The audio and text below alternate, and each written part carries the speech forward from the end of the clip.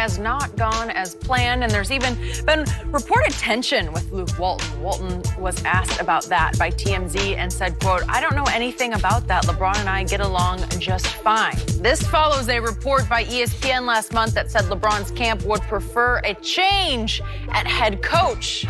Parker is still here. Chris Broussard joins us again from New York. So, Chris, how will the rest of the Lakers season play out? It's going to play out in that LeBron James is going to come back for the second half, what we call the second half, last 25 games, and play great basketball. The Lakers are healthy now for the first time. Well, hopefully they'll stay healthy. I'm predicting this. Remember, Rondo's missed 34 games. Brandon Ingram's missed 11. Lonzo's missed 10, of course, in addition to LeBron. So with Lonzo back, their defense improves, and the Lakers make the playoffs. Here, look, I think they will be back in the playoffs, meaning the top 8 seeds, by early March.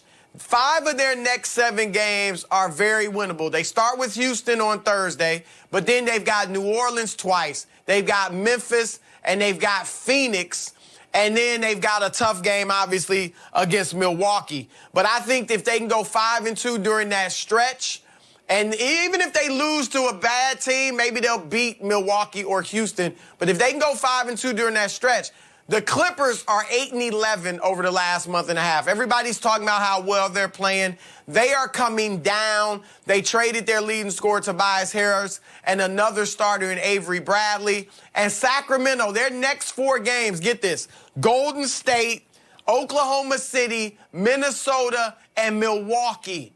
So I'm telling you, the Lakers could be in the 8th seed within 2 weeks, 2 or 3 weeks, and I think that's what's going to happen. I'm hoping they can push to the 7th seed because then we'll see some really exciting postseason basketball.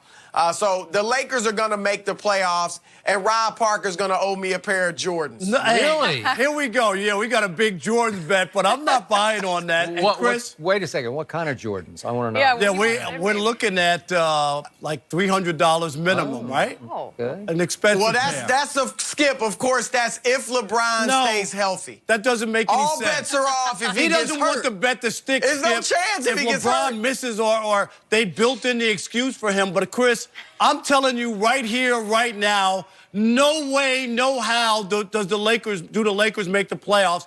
And they haven't been good with or without LeBron. That's the part that kills me. Here you go. You're like, oh, yeah, they're going to do this. Everybody's going to be good. When? LeBron has been back for 6 games. He sat out 1 game, but he was 2-3 in those games. Have you seen the defense? They're giving up 129 points. LeBron's playing no defense. They lost to Atlanta where LeBron had a triple-double, had to play 43 minutes, and they couldn't even win that game. Against teams with winning records, the Lakers are 12-19 this year, and in their last 25, 15 of those games are going to come against teams over 500. If you just do the math, that's a 6-9 record. They have put themselves in such a tight spot. Everything has to go right. Sacramento has played well all year. I'm not buying on them to just bail out. And I know you're hoping that the Clippers want to hang on to their draft pick so they'll tank the season. I got all that. Go look at the Lakers' last 5 games. The Lakers' last 5 games are against all playoff teams that are currently in the playoffs right now. So they will not have an easy finish. They will miss the playoffs. And you'll go back to 3 games that they lost when they lost to the Knicks here in L.A., they lost to the Cavaliers here in L.A., and that game in Atlanta. Those 3 games will be the reason why they don't make it, Skip. Rob, I hate to tell you this, but you're wrong again, and you're going to lose yet another bet. And by the way, I think you owe me now 2 more dinners. I owe you 2. I bounced back for a minute. So I'm with Chris Broussard on this one, and I'll tell you why, Mr. Broussard. I was pleasantly surprised by how well the Lakers played all the way up through Christmas Day when they were 20-14, 6 games above 500. And I thought LeBron had left about 6 games on the table through the first 34 games that I thought he should have been able to close. I don't disagree with that. Hey, we talked about it earlier in the season. Hey, I liked the way they were playing. I liked the way Lonzo was playing off LeBron. I liked the way Kuzma was shooting the ball with such conviction because LeBron James was passing him the basketball. I liked the way JaVale was, for a while, it looked like he was going to be the defensive player of the year. And early on, I liked the way LeBron was actually engaging on the defensive end.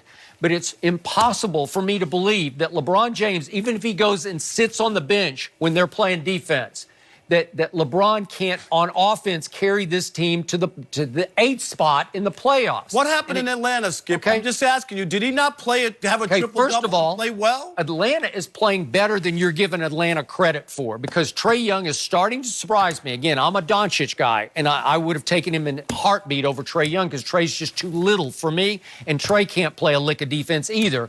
But he is surprising me with how well he is clicking and igniting that team. But coming off that loss to Philadelphia, where they gave up all that, that was a game they were supposed to get well, and they couldn't do it. Here's the X factor for me, and Chris and I talked about it a little earlier in the show.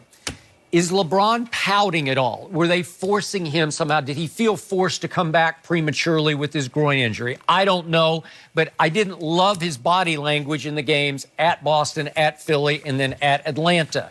Is it possible that the kids on the team, knowing full well that LeBron was ready to ship 5 or 6 of them to New Orleans for Anthony Davis, have not quite made peace with that because they're new to the business, and it is a big business, and they haven't quite come to grips with the fact that our star player didn't really want us in the first place. Can they overcome that and get on the same roll that they had in the first 34 games?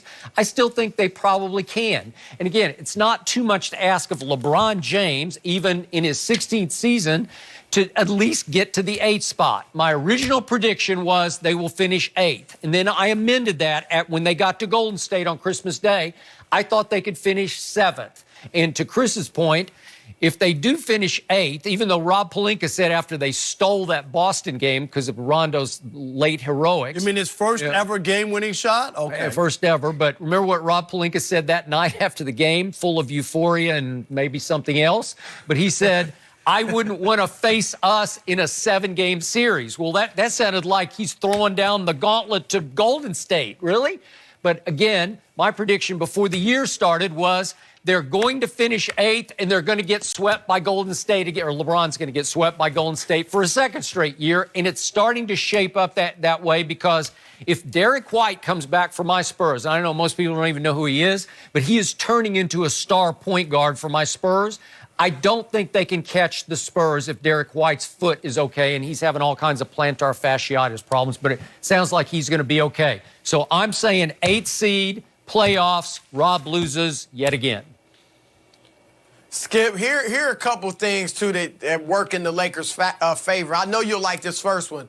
Lonzo Ball, and I've been critical of his offense and all that, the foul shooting, the three-point shooting, lack of aggressiveness.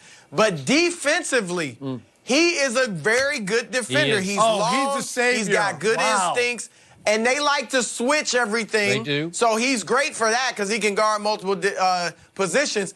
When he's on the floor, they're a top 7 defense in the NBA. When he's off the floor, their defensive rating is 118. To put that in perspective, Cleveland is last in the league with defensive rating at 114. So without Lonzo, they've been horrible defensively.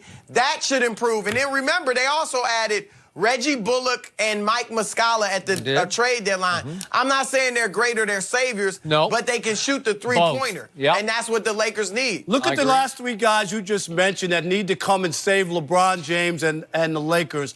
I'm not buying into any of it because as long as LeBron James doesn't play any defense, they're not going to win.